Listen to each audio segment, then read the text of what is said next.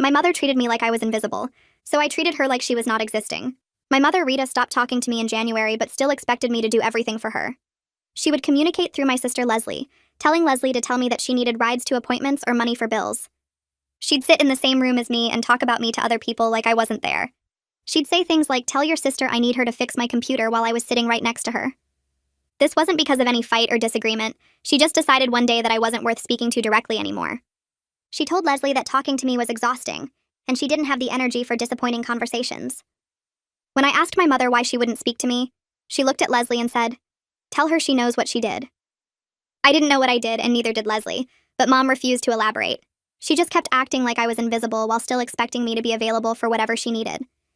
She'd leave notes on my door with lists of tasks, but wouldn't acknowledge me when I completed them. She'd eat the dinner I cooked without saying thank you or even looking at me.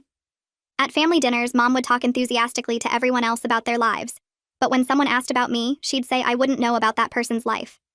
She'd praise Leslie's job at the bank for 20 minutes, then change the subject when my promotion came up. She hosted a birthday party for Leslie with 50 guests, but didn't even acknowledge my birthday 2 weeks later. She told our aunt that she only had one daughter worth mentioning.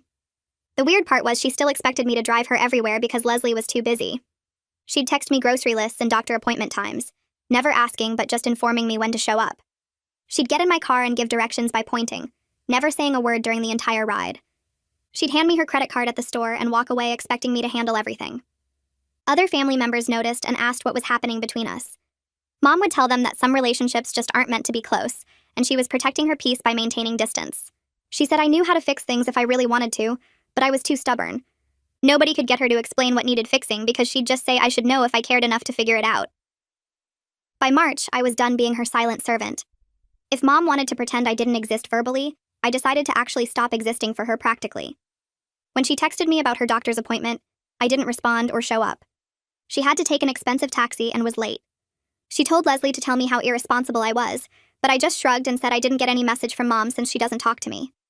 Mom started leaving more aggressive notes demanding I explain my absence. I threw them away without reading them. She wanted communication to be one way, so I made it 0 way. She'd stand in the kitchen waiting for me to cook dinner, and I'd make food only for myself. She'd have to make her own meals or ask Leslie to bring something. She complained to everyone that I was being petty and childish, but they reminded her that she'd been ignoring me for months, so why should I cook for someone who won't acknowledge me?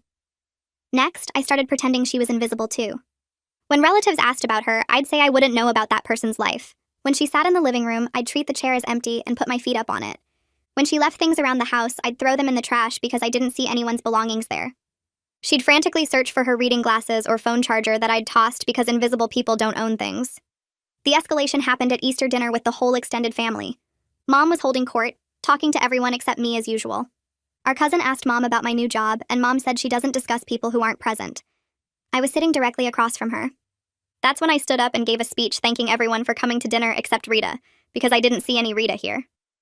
I said it was so nice having family who actually existed in my life and could communicate like adults. Mom turned red and said through Leslie to tell me I was being disrespectful. I looked at Leslie and said I didn't hear anything because nobody was talking to me. Then I served everyone dessert except Mom, saying I only made enough for the people I could see. Mom finally broke and screamed at me directly that I was a spoiled brat who couldn't handle discipline. Everyone stared because she'd been claiming for months that she was maintaining peaceful distance, but here she was yelling. I calmly said I thought you didn't talk to me, so who are you yelling at? The room went completely silent after my question. Nobody moved or spoke or even seemed to breathe for what felt like a full minute. Every single person at that Easter table stared at Rita with their eyes wide and their mouths hanging open. Rita's face turned bright red first, then white, then red again like she couldn't figure out which emotion to settle on. Her jaw clenched and unclenched while she looked around the table at all the relatives watching her. I could see the exact moment she realized what she'd done. She'd spent 3 months refusing to speak to me directly, and now she'd just screamed at me in front of everyone. All her claims about maintaining peaceful distance and protecting her peace just got blown apart by her own anger. She opened her mouth like she wanted to say something else, but nothing came out. Her hands gripped the edge of the table so hard her knuckles turned white. Leslie stood up so fast her chair scraped loudly against the floor. She threw her napkin on the table and looked at both Rita and me with this disgusted expression. She said this whole situation was ridiculous, and she was done being a messenger service between 2 grown women. Her voice came out sharp and loud enough that everyone jumped a little. She grabbed her purse from the back of her chair and announced she was leaving Easter dinner early. She didn't wait for anyone to respond or try to stop her. She just walked straight to the front door and slammed it behind her on the way out. Rita's face went even whiter when Leslie left because now she didn't have her communication go-between anymore. For the first time in months, Rita would have to either talk to me directly or not communicate at all. I watched her realize this and saw something like panic flash across her face before she quickly looked down at her lap. Rita slowly sat back down in her chair and stared at the empty space in front of her, where a dessert plate should have been. Everyone else at the table had a slice of the chocolate cake I'd made sitting in front of them, but Rita just had the bare tablecloth. The relatives started trying to restart conversations around us, but their voices sounded forced and uncomfortable. Someone asked about the weather, and someone else mentioned a movie they'd seen, but nobody was really paying attention to their own words. They were all sneaking looks at Rita and me while pretending not to. I calmly finished serving the last few pieces of cake to my cousins at the far end of the table. Then I sat back down in my chair and cut into my own slice with my fork, like nothing unusual had happened. I took a bite and chewed slowly while Rita sat there with nothing, exactly like I'd planned it. The cake tasted sweet and rich, and I made sure to look like I was really enjoying it. Rita's eyes kept darting to everyone else's plates, and then back to her empty spot. She folded her hands in her lap and sat perfectly still like she was trying to disappear into her chair. After dinner ended, people started gathering their things and saying goodbye. I helped clear plates from the table and carried them into the kitchen. Aunt Aria followed me in while I was scraping leftovers into the trash. She waited until we were alone and then touched my arm to get my attention. She said she had no idea things were this bad between Rita and me. Her voice sounded genuinely shocked and concerned. She told me that Rita had been complaining about me for months at family gatherings and phone calls. But Rita always made it sound like I was the unreasonable one who refused to communicate or spend time with family. Aria said she'd been feeling sorry for Rita this whole time, because Rita painted herself as this hurt mother whose daughter had pulled away for no reason. Aria admitted she'd even judged me a little bit for being so distant and cold to my own mom. Now seeing what actually happened at dinner, she realized Rita had been lying to everyone about the whole situation. I explained to Aria that Rita stopped talking to me first back in January. I told her how Rita would sit right next to me and tell Leslie to tell me things instead of just speaking to me directly. I described how Rita still expected me to drive her everywhere and cook her meals and help with everything while refusing to acknowledge my existence. Aria's mouth literally fell open while I talked. She kept shaking her head like she couldn't believe what she was hearing. I told her about my birthday that Rita completely ignored and about how Rita would praise Leslie for 20 minutes, but changed the subject when anyone asked about my life. Aria looked genuinely shocked and said that's not the story Rita had been telling the family at all. She said Rita made it sound like I was the one who stopped communicating and refused to help out around the house. Rita told everyone she was just giving me space because I clearly didn't want her in my life. Aria apologized for believing Rita's version without hearing my side first. The next morning, I woke up to find a note taped to my bedroom door. It was written in Rita's handwriting on a small piece of notebook paper. All it said was, "We need to talk," in her neat cursive letters. I pulled the note off the door and crumpled it into a tight ball without even really reading it. I walked to the bathroom and threw it in the trash can under the sink. Invisible people don't leave notes that I can see. If Rita wanted to communicate, she could use her words like a normal person, instead of expecting me to respond to her written demands. I got ready for work and left the house without acknowledging that Rita was sitting in the living room watching me walk past her. She didn't say anything either, so we just existed in the same space without interacting at all. Around lunchtime, my phone buzzed with a text message. I glanced at the screen and saw Rita's name pop up. This was the first time she'd texted me directly since January instead of going through Leslie. The message said, "Can we please sit down and have a conversation about what happened?" I read it twice and then locked my phone and put it back in my pocket. I didn't reply or acknowledge the text in any way. Rita gave me 3 months of silent treatment, and now she wanted to talk because her system broke down at Easter dinner. I was maintaining the same energy she'd given me for all those weeks. If she could ignore my attempts at communication back in January, then I could ignore hers now. My phone buzzed 2 more times that afternoon with follow-up texts from Rita, but I didn't even look at what they said. That evening, Leslie called me while I was making dinner for myself. She said Rita had been blowing up her phone all day asking her to make me talk to Rita. Leslie sounded tired and frustrated. She told me she meant what she said yesterday about being done as a messenger between us. She wasn't going to pass along any more messages or try to fix things between Rita and me.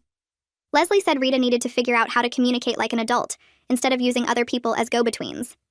She suggested maybe if Rita had to actually face the consequences of her behavior, she might finally understand how hurtful it was. Leslie asked how I was holding up, and I told her I was fine. Better than fine, actually, because I wasn't driving Rita around or cooking her meals or doing her errands anymore. Leslie laughed a little and said she was glad I was standing up for myself even if the whole situation was messy. 3 days after Easter, I was in the kitchen making coffee when Rita walked in. She stood in the doorway and looked right at me. Her voice came out soft and shaky when she said, "Please, can we just talk about this?" It was the first time she'd spoken directly to me since January, and hearing her voice felt strange after months of silence. I looked right through her like she wasn't standing there at all. I poured my coffee and added cream and sugar while she waited for me to respond. Then I walked past her without making eye contact or acknowledging that she'd said anything. I heard her voice crack with frustration behind me as she said my name again, but I just kept walking to my room. Her footsteps followed me down the hallway, but I closed my bedroom door before she could say anything else. Later that night, I was watching a show on TV in the living room when Rita came in and stood directly in front of the screen. She blocked my view completely and crossed her arms over her chest. She demanded that I acknowledge her and stop acting like she didn't exist. Her voice sounded angry but also desperate. I picked up my laptop from the coffee table and stood up from the couch. I walked around her without looking at her face and headed toward my bedroom. She was still talking as I left the room, saying things about how childish I was being and how we needed to work this out. I went into my room and locked the door behind me while her voice continued in the living room talking to empty air. I put my headphones on and opened my laptop to finish my show in peace. The next few days I kept my routine simple. I went to work, came home, made dinner for myself, and stayed in my room. Rita tried different approaches, but I walked past every attempt like she wasn't standing there. I heard her voice sometimes when I was in another room, but I never responded or looked her way. She left notes on the kitchen counter and taped them to my bathroom mirror, but I collected them all without reading a single word. Every morning there would be more notes, and every evening I'd gather them up and drop them in her room. The pile on her nightstand grew taller each day. I knew she was watching me move through the house, and I knew she could see me throw away her attempts at communication, but that was her problem to solve. She spent 3 months pretending I didn't exist, and now she was getting the exact same treatment back. Thursday evening, I got home from work around 6 and walked into the kitchen to find Rita sitting at the table with Aunt Aria. They both looked up when I came in, and I could tell immediately this was planned. Aria opened her mouth to say something, but I just walked past them to the fridge and grabbed an apple and a yogurt. I didn't make eye contact with either of them. I could feel them watching me as I closed the fridge and headed toward the hallway. Aria called my name behind me, but I kept walking straight to my room and closed the door. I heard their voices continue in the kitchen, muffled through the walls, but I put my headphones on and ate my snack while scrolling through my phone. About an hour later, my phone buzzed with a text from Aria. She said she tried to help Rita talk to me, but she realized now that Rita needed to take the first real step toward fixing this. She wrote that watching me ignore Rita the same way Rita ignored me made her finally understand how hurtful Rita's behavior actually was.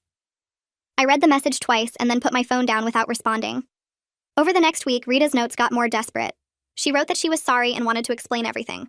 She left sticky notes on my bedroom door saying, "Please just talk to me." She wrote longer letters on notebook paper describing how much she missed having a relationship with me. Every single note went straight into the pile on her bed. I didn't read them because I still didn't see any Rita in this house who could leave notes for me. If she wanted to communicate, she could use her actual voice like an adult instead of hiding behind pieces of paper. The pile on her nightstand got so tall it started falling over onto her pillow. I'd walk past her room and see all those unread notes scattered across her bed and keep moving. Saturday afternoon, Leslie texted saying she was coming over for dinner. I started cooking pasta with chicken and vegetables around 5. I set 2 places at the table with plates and silverware and glasses. Rita appeared in the doorway while I was draining the pasta. She stood there watching me cook, and I could see her out of the corner of my eye, but I didn't acknowledge her presence. I plated food for Leslie and myself and carried both plates to the table.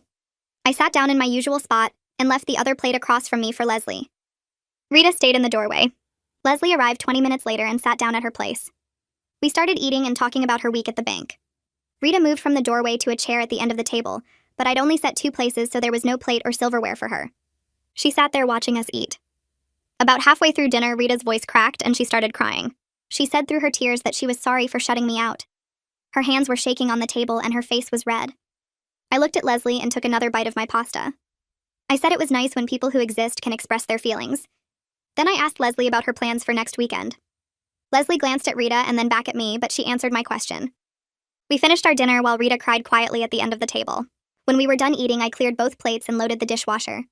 Rita got up and went to her room. I could hear her door close down the hallway. Leslie pulled me aside in the kitchen after Rita left. She said she thought I'd made my point and maybe I should hear Rita out.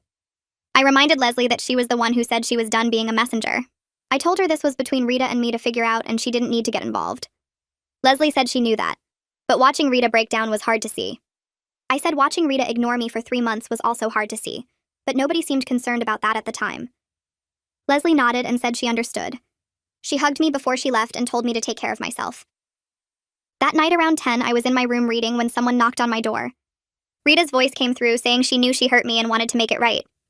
She knocked again and said my name.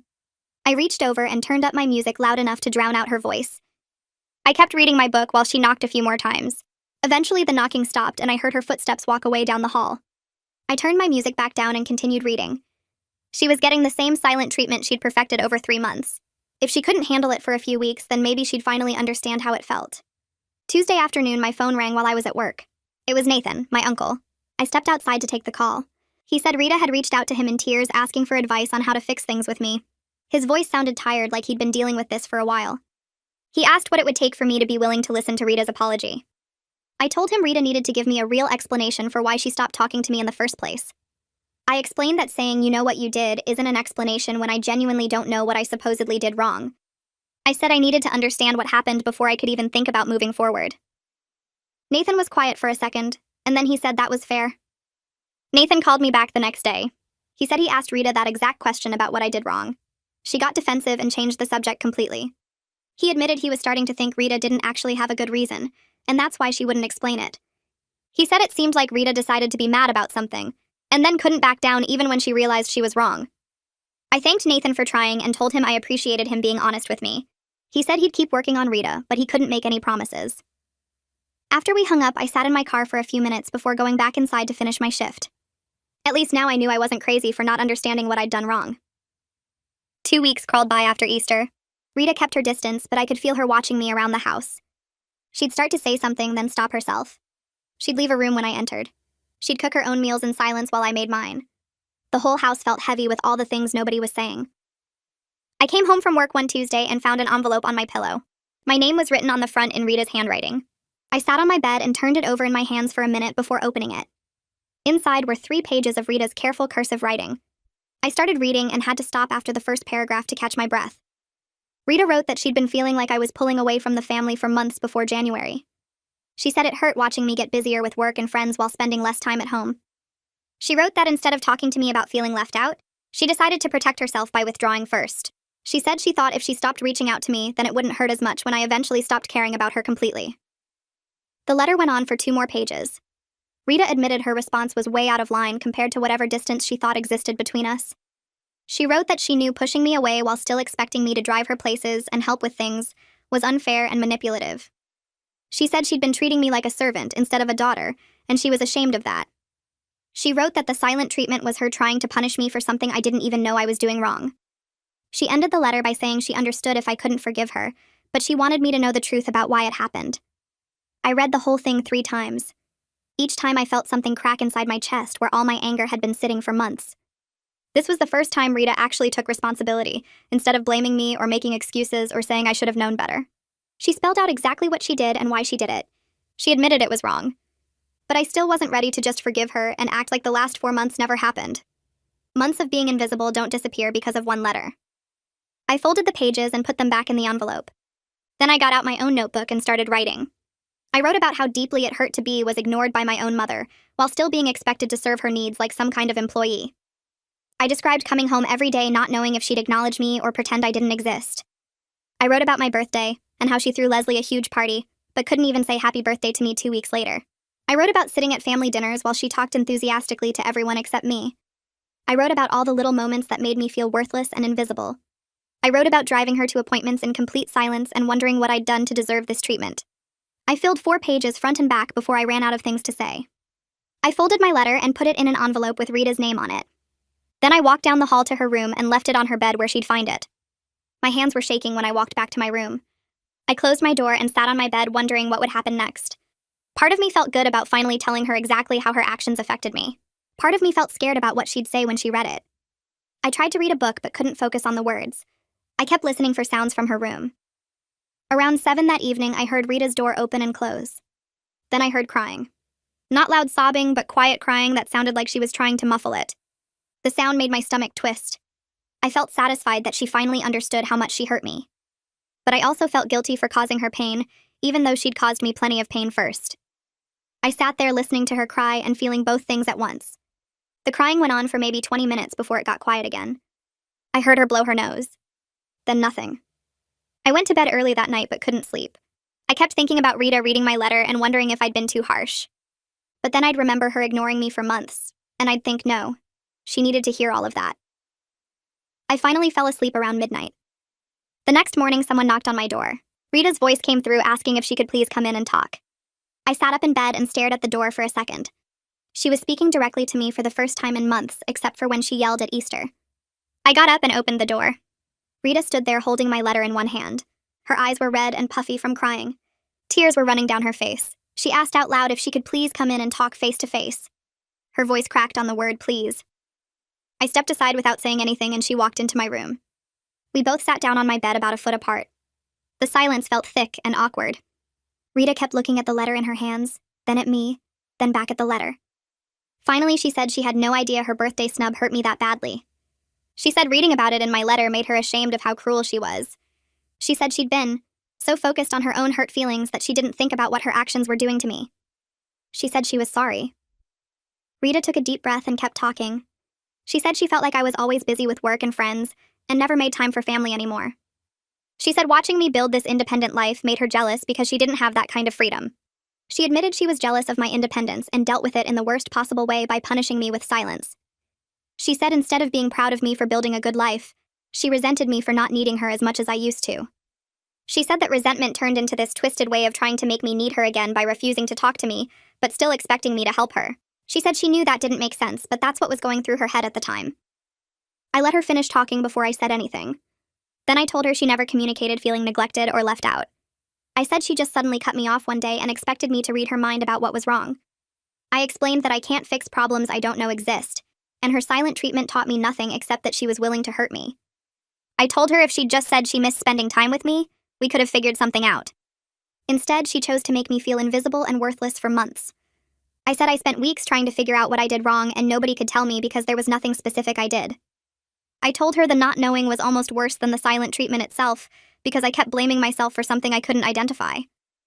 Rita nodded and more tears ran down her face. She said I was completely right and her approach was totally wrong.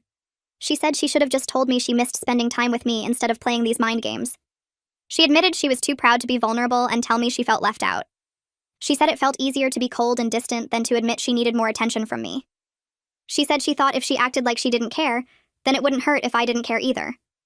But that backfired because I did care, and her silence hurt me deeply. And then I stopped caring because why would I keep caring about someone who treats me like I don't exist? She said she created the exact situation she was trying to avoid, and she had nobody to blame but herself. We kept talking, and Rita opened up about feeling left behind while I built my own life. She said watching me become independent made her scared of losing me completely, so she pushed me away first to protect herself from that pain. I explained that pushing me away actually created the exact loss she feared, and if she'd just told me she wanted more quality time together, I would have made that happen. Rita wiped her eyes and admitted she never learned how to ask for what she needed without making it into a test or punishment. She said her own mother did the same thing, making people guess what was wrong instead of just saying it directly. I told her I wasn't interested in guessing games or mind reading, and if we were going to fix this, she needed to use actual words to tell me when something bothered her. Rita agreed and said she'd try her best to communicate directly from now on. I said trying wasn't good enough, and she needed to commit to it completely, because I wasn't going through another silent treatment ever again. Rita looked me in the eye and promised she would never shut me out like that again, and if she felt hurt or neglected, she'd tell me right away, instead of punishing me. I told her I'd hold her to that promise, and if she broke it, I was done for good this time. She nodded and said she understood the stakes and wouldn't waste this second chance. Then I explained that even though we were talking again, I needed time to trust her again because 4 months of being treated like I was invisible did serious damage. Rita said she got it and wouldn't rush me or expect everything to go back to normal right away. I appreciated that she seemed to actually understand the consequences of her actions instead of just making excuses. We agreed to rebuild our relationship slowly and carefully, instead of pretending the whole thing never happened. Rita suggested we start having weekly dinners together, just the two of us, where we could practice communicating without other people around. I thought that was a good idea and said we could start next week. She asked if Wednesday worked for me and I said sure, I'd come home by 6. Rita smiled for the first time since she came into my room and thanked me for giving her another chance. I didn't smile back because I wasn't ready to act like everything was fine, but I nodded to show I heard her. 3 days later on Wednesday evening, Rita and I sat down for our first planned dinner together. She'd made chicken and vegetables, which I knew was an effort because she usually didn't cook much anymore. I sat across from her at the kitchen table and we both just stared at our plates for a minute without saying anything. The silence felt heavy and awkward, nothing like the comfortable quiet we used to share before all this started. Rita finally asked how work was going, and I gave her a basic update about a project I was working on. She actually listened to my whole answer instead of interrupting or changing the subject like she used to do. I asked about her book club, and she told me about the novel they were reading and what she thought of it. We kept the conversation safe and surface level, both of us being careful not to say anything that might start an argument. Every few minutes, there'd be a long pause where neither of us knew what to say next. Rita would take a bite of food, and I'd do the same. Then we'd try to think of another neutral topic. She asked if I needed anything for my room, and I said no, everything was fine. I asked if she needed help with anything around the house, and she said Leslie had already taken care of the things that needed doing. Another long silence followed where we both pretended to focus on eating. Rita mentioned that the weather was supposed to be nice this weekend, and maybe we could go to the farmer's market together. I said maybe. I'd have to check my schedule first. She nodded and didn't push, which I appreciated because the old Rita would have gotten offended that I didn't immediately say yes. We finished eating, and I helped her clear the table without being asked. Rita thanked me for helping and for showing up tonight. I said I told her I would, so of course I showed up. She said she knew I keep my word, but she still appreciated it after everything that happened. I just nodded because I didn't know what else to say to that. The following week, Leslie came over to drop off some mail that got sent to her place by mistake. She walked into the kitchen and stopped dead when she saw Rita and me sitting at the table having coffee together. Her mouth literally fell open, and she looked back and forth between us like she was seeing ghosts. Rita smiled at her and offered her some coffee, but Leslie just stood there staring. Finally, Leslie said she couldn't believe we were actually talking to each other like normal people. I shrugged and said we were working on it. Leslie sat down at the table with us and said she was glad we were talking again, but we both needed to be careful not to fall back into the same toxic patterns that caused this mess.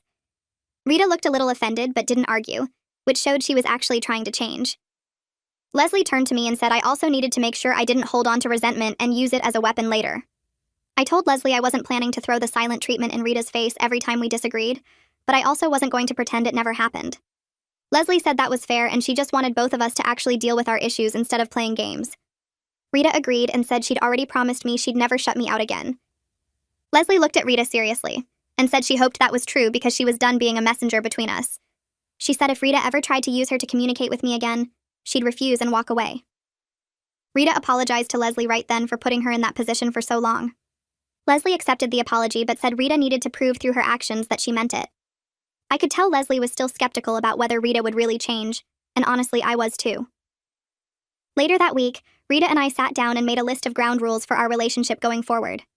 The first rule was no silent treatments ever again, no matter how mad either of us got at the other. Rita wrote it down on a piece of paper and we both signed it like a contract. The second rule was no communicating through Leslie or anyone else. We had to talk directly to each other about problems. Rita agreed and said she understood why that was important. The third rule was if either of us had a problem with the other, we had to bring it up within 24 hours instead of letting it build up.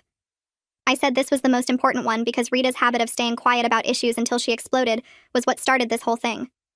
Rita admitted I was right and promised she'd speak up right away if something bothered her. We also agreed that we'd have our weekly dinners every Wednesday and use that time to check in with each other about how things were going. Rita suggested we could also text each other during the week just to stay connected. Nothing heavy, just normal stuff. I said that was fine as long as she actually responded to my texts instead of ignoring them like she used to do sometimes. Rita looked embarrassed and apologized for that old habit. She said she'd make an effort to reply within a few hours unless she was really busy. I told her I'd do the same and we'd both try to be better about staying in touch. We hung the list of rules on the refrigerator so we'd both see it every day and remember what we committed to. Rita said having it visible would help keep her accountable, and I agreed it would remind both of us to stick to what we promised. Over the next few weeks, I started noticing Rita making real efforts to change how she acted. She'd ask me about my day when I got home from work and actually remember the details I told her. A few days later, she'd bring up something I mentioned and ask how it turned out, which showed she was paying attention. She started texting me during the day with random thoughts or funny things she saw, just staying connected like we agreed.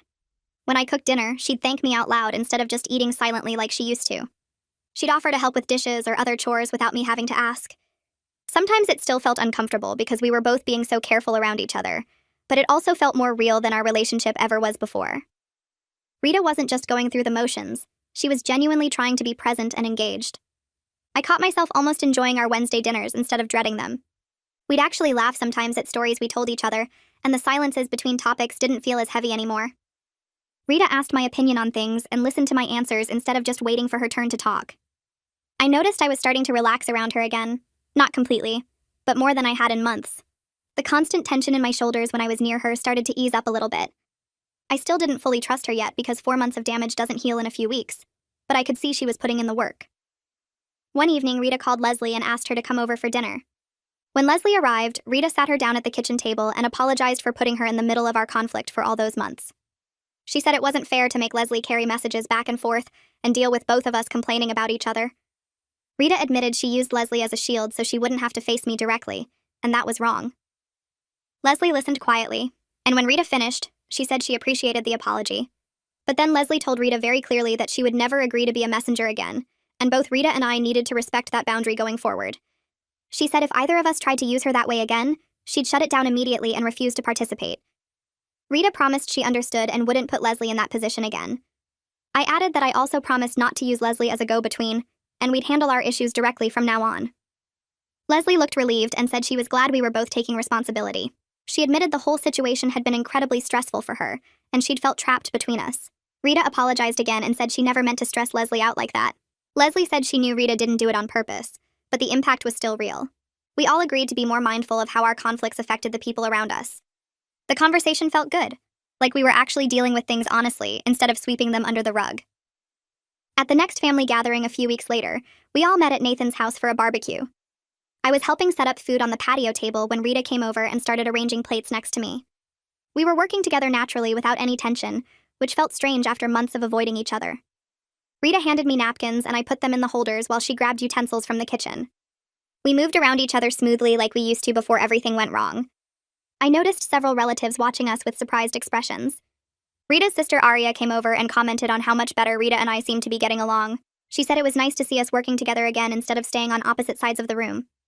Rita surprised me by speaking up and telling Aria that she'd created the whole problem between us, and I had every right to respond the way I did. She said the silent treatment was cruel, and she was ashamed of how she acted. Aria looked shocked because Rita never admitted being wrong about anything, especially not in front of family. Rita continued and said she was grateful I stood up to her because it forced her to look at her own behavior and make real changes. I didn't say anything, but I appreciated that Rita was taking public responsibility instead of trying to save face. Several other relatives overheard and nodded approvingly. Rita's willingness to admit fault in front of everyone showed she was serious about changing, not just putting on an act when we were alone. Later during the barbecue, my cousin Javier pulled me aside near the fence where we could talk privately. He said he was really impressed that I stood up to Rita the way I did at Easter dinner. I asked what he meant, and he said everyone in the family knew Rita could be difficult, but nobody ever called her out on it. Javier admitted people had been afraid to challenge Rita's passive-aggressive behavior for years because she'd just shut them out or make their lives miserable. He said watching me mirror her behavior back at her was brilliant because it made her experience what she'd been doing to others. I told Javier I wasn't trying to be brilliant. I was just tired of being treated like I didn't exist. He nodded and said whatever my motivation was, it worked, and Rita seemed genuinely different now. Javier said his own mother had similar communication problems, and he wished someone had stood up to her years ago before the damage got too deep. He told me not to let Rita slide back into old habits and to keep holding her accountable. I promised I would and said I had no intention of going through that again. Javier clapped me on the shoulder and said he respected how I handled the whole situation. We walked back to join the others, and I felt good knowing that other family members recognized what I'd been dealing with and supported how I responded to it. I walked back to join the others and felt good knowing that other family members recognized what I'd been dealing with and supported how I responded to it.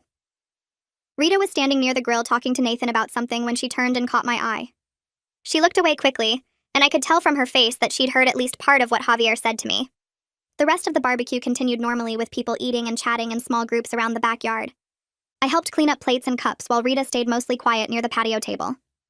After most people had left and only close family remained, Rita walked over to where I was folding up chairs. She asked if we could talk for a minute, and I nodded, setting down the chair I was holding. We moved to a quieter corner of the yard near the fence where Nathan's garden grew along the property line. Rita looked uncomfortable and kept picking at a loose thread on her sleeve before she finally started talking. She said she'd overheard what Javier told me about how her communication style affected multiple people in the family, not just me. Rita admitted she'd been thinking a lot since Easter about how she handles conflict, and realizes now that shutting people out is something she does with everyone when she gets upset or feels hurt. She told me she's been doing this her whole life and never really thought about how damaging it was until I forced her to experience it herself. Rita said she's thinking seriously about talking to a therapist because she doesn't want to keep repeating these patterns with the people she cares about. I was surprised she brought up therapy on her own without me suggesting it first. I told her I thought that was a really good idea and that talking to someone professional could help her understand why she does this and give her better tools for handling her feelings. Rita looked relieved that I wasn't being negative about the therapy suggestion and said she wasn't sure where to start finding someone. I offered to help her research therapists if she wanted, and she seemed genuinely surprised by my willingness to support her. She accepted the offer, and we agreed to spend some time that week looking into options together. That evening, after we both got home, Rita came to my room with her laptop, and we sat on my bed searching for therapists in our area who specialized in family relationships and communication issues. We read through profiles and reviews for almost 2 hours, discussing which ones seemed like they might be a good fit. Rita made notes about a few therapists she wanted to call for initial consultations, and thanked me for helping her with the search. Over the next few weeks, Rita started seeing a therapist named Dr. Smith, who had good reviews and specialized in family dynamics. After her first few sessions, Rita began sharing small things she was learning with me. She'd come home from appointments and tell me about concepts Dr. Smith introduced, or questions that made her think differently about her behavior. One evening while we were making dinner together, Rita explained that Dr. Smith had asked about her own childhood and family relationships. Rita told me that her mother, my grandmother, had used the silent treatment as a form of punishment throughout Rita's entire childhood. If Rita did something wrong or disappointed her mother, she'd be ignored for days or even weeks until she figured out how to apologize properly. Rita said she never realized until therapy that she'd unconsciously copied that exact pattern with me. Hearing about Rita's background helped me understand where her behavior came from, even though I still maintained it didn't excuse what she did to me. Rita agreed completely and said Dr. Smith was helping her work on breaking these generational patterns of poor communication. She said just because something was done to her doesn't mean it was okay for her to do it to others. Rita seemed genuinely committed to changing, appreciated that she was taking real steps instead of just apologizing and expecting everything to go back to normal. 2 months after our Easter confrontation, Rita and I had dinner together that felt completely different from all our previous attempts. We were both relaxed and laughing naturally while sharing stories about our days. Rita asked me about a project at work, and actually listened to my full explanation without interrupting or changing the subject. I told her about a funny thing that happened with a coworker, and she laughed genuinely instead of giving me the fake smile she used to do. We spent almost 2 hours at the table just talking and enjoying each other's company in a way that felt easy and comfortable. It struck me that we weren't trying to recreate what we had before all this happened. We were building something completely new and possibly better. A few weeks later, Rita brought up my upcoming birthday, which was still 3 months away. She asked me what I wanted to do and how I'd like to celebrate this year. I could tell she was overcompensating for last year when she completely was ignored my birthday, but I appreciated that she was making such an obvious effort to show she valued me. I told her I didn't need anything big, maybe just dinner with close family, and she seemed relieved that I wasn't asking for some huge party. Rita said she wanted to make sure this birthday was special, and asked me to let her know if I thought of anything specific I wanted. At our next family dinner at Leslie's apartment, my sister commented on how different our gatherings felt now compared to a few months ago. Leslie said these dinners were actually enjoyable instead of being tense competitions for Mom's attention, where everyone walked on eggshells. She told Rita and me that watching us work through our issues had inspired her to set better boundaries in her own relationships, both at work and in her personal life. Leslie said she used to let people treat her poorly because she was afraid of conflict, but seeing me stand up to Rita showed her that sometimes confrontation is necessary for healthy relationships. Rita looked proud when Leslie said that, even though it meant acknowledging again how badly she'd handled things with me. During one of her therapy sessions, Rita shared something with Dr. Smith that she later told me about. She said her therapist helped her realize that her fear of abandonment made her push people away before they could leave her first. Rita explained that she'd always been terrified of people she loved deciding she wasn't worth staying for, so she'd create distance and rejection before they had the chance to reject her. Rita apologized again for projecting all her anxiety onto me and punishing me for imagined slights that were really just her own insecurities. Hearing this explanation helped me understand her behavior on a deeper level, even though it still hurt to think about how invisible she made me feel. I decided to share my own feelings more openly with Rita during one of our dinners.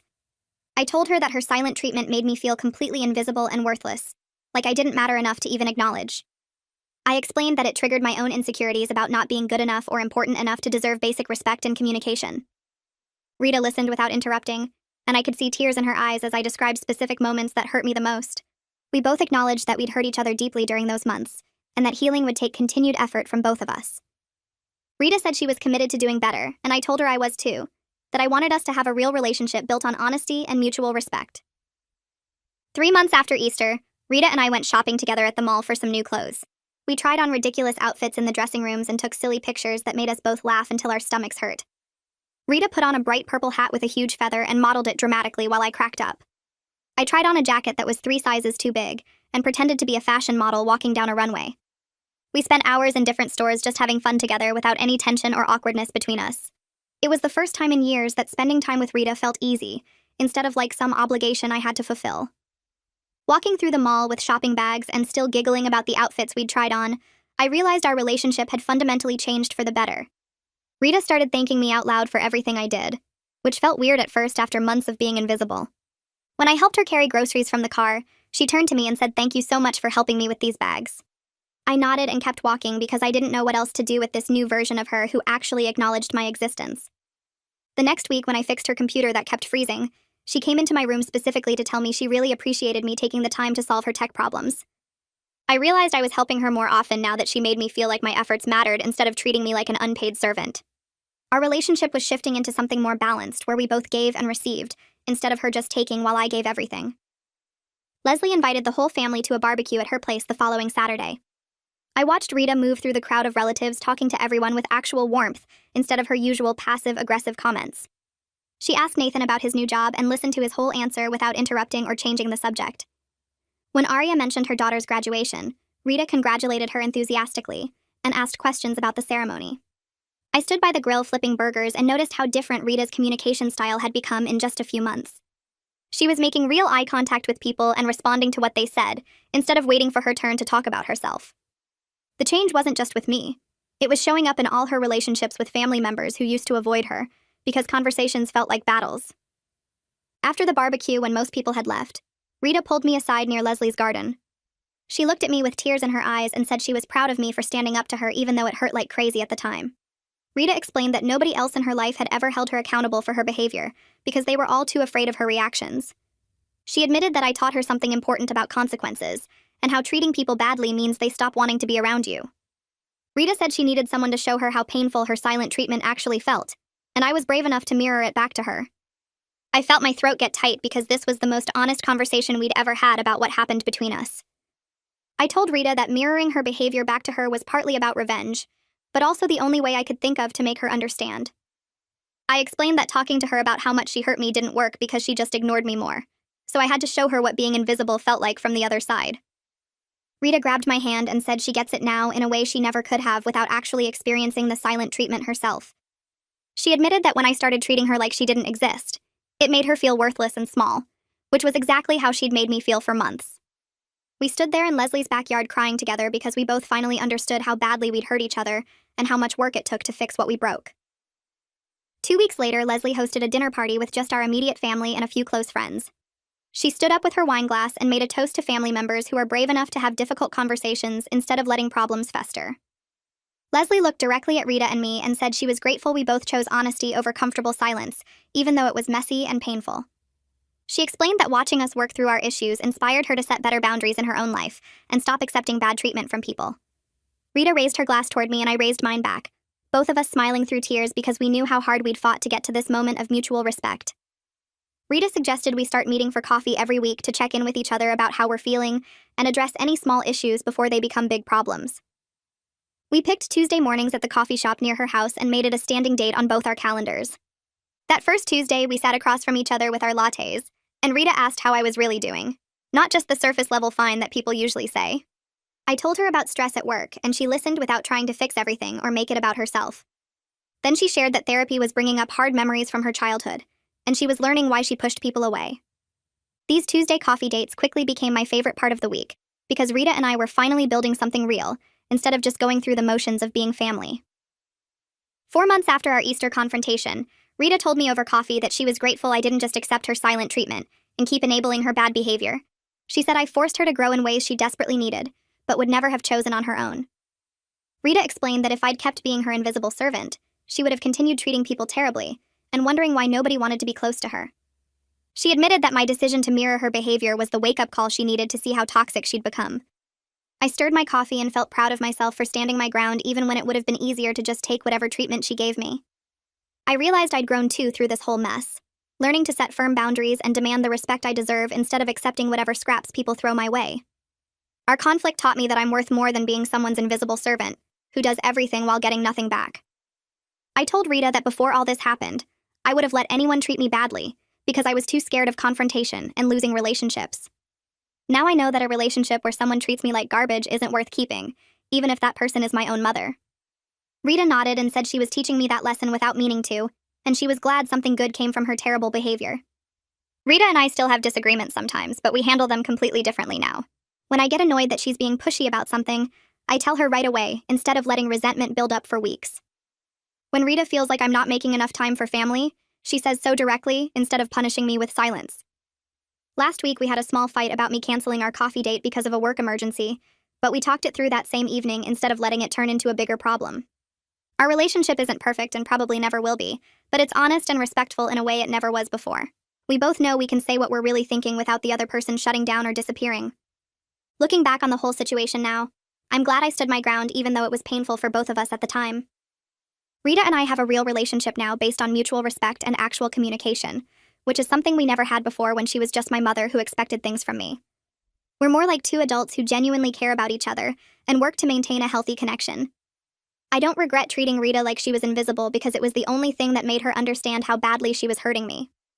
Sometimes people need to experience their own behavior reflected back at them before they can see how wrong it is. Rita needed to feel invisible to understand why I couldn't keep living that way, and I needed to stand up for myself to learn that I deserve better treatment from everyone in my life, including family.